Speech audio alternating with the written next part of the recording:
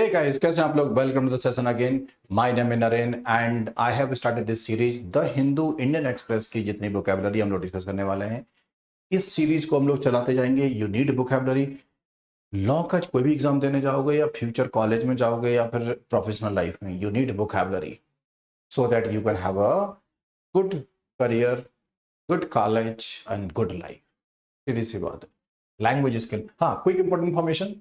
30% off चल रहा है अभी on all Ignite Academy courses. And आपको अगर डिटेल में पढ़ना है फ्रॉम द टीम, जहाँ पे कि बेस्ट ऑफ द कॉलेज के एजुकेटर्स आपके लिए रेडी बैठे हुए हैं. तो law, current affair, logical reasoning, English, quant सबके लिए है. ये उन बच्चों के लिए है जो अभी 11th में है, जो नेक्स्ट 2027 में एग्जाम देंगे उनके लिए. जो लोग अभी 12th में पढ़ाई कर रहे हैं उनके लिए वाला बैच है एमिकस. तो गो फॉर इट. इस प्राइस पे आपको 30% ऑफ मिल जाएगा. ठीक है. इंपॉर्टेंट बात यह है, नए नए वर्ड्स को डायरी में बनाओ. ठीक है. और कीप रीडिंग. रीडिंग करने वाले लोग बहुत अच्छे लॉयर बनेंगे, बहुत अच्छे प्रोफेशनल बनेंगे लाइफ में. Alright. So which of the following is the best synonym of recondite? Recondite का मीनिंग है भाई कि कोई चीज समझ नहीं आ रही है, not able to understand, not able to grasp. जब आप किसी चीज को समझ नहीं पा रहे हो ना, ठीक है, ग्रास्प नहीं कर पा रहे हो, तो उसको हम लोग क्या बोलेंगे? रिकॉन्डाइट. तो एब्ट्रूज का भी वही मीनिंग होता है. समझे कि किसी चीज को डिफिकल्ट हो जाती है, नॉट एबल टू अंडरस्टैंड होती है, not able to comprehend. Okay. So देखो, सुपरफिशियल तो सब जानते हैं, सुपरफिशियल लेवल पे होता है, नथिंग सॉलिड. लूसिड का मतलब होता है क्लियर. तो ये तो नहीं हो सकता. मैनिफेस्ट जानते हो?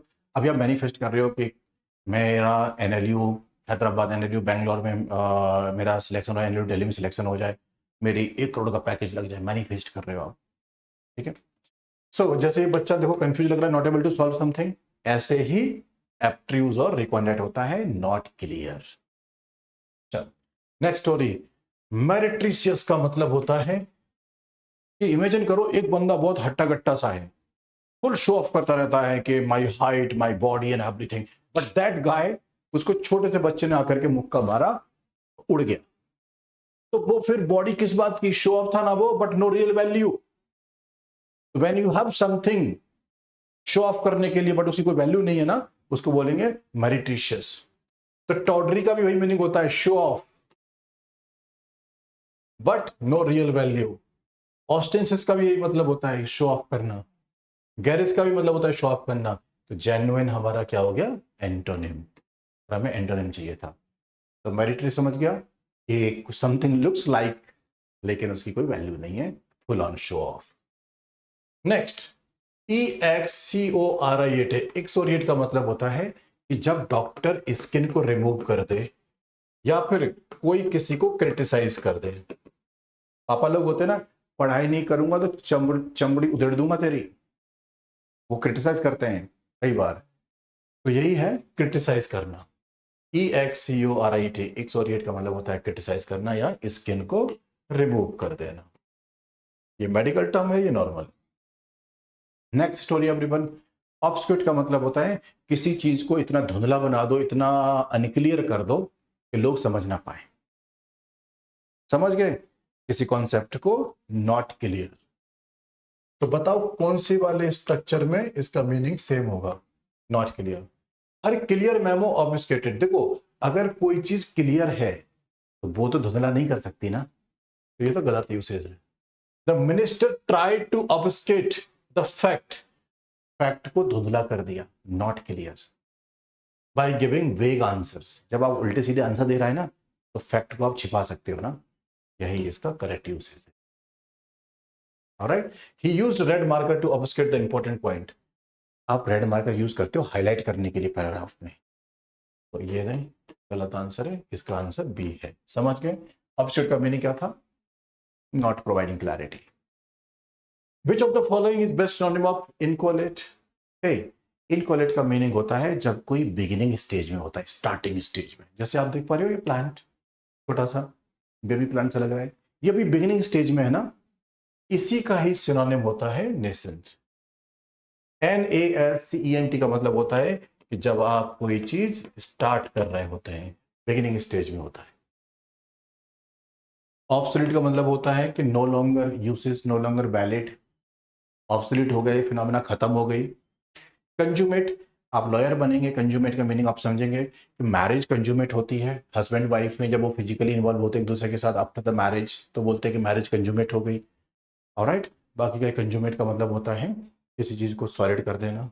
Alright, nascent beginning, inchoate beginning, यहां से याद रखना। नेक्स्ट स्टोरी, जिज्यून का मतलब होता है जब कोई चीज डल और बोरिंग होती है, नॉट एक्साइटिंग, डल और बोरिंग।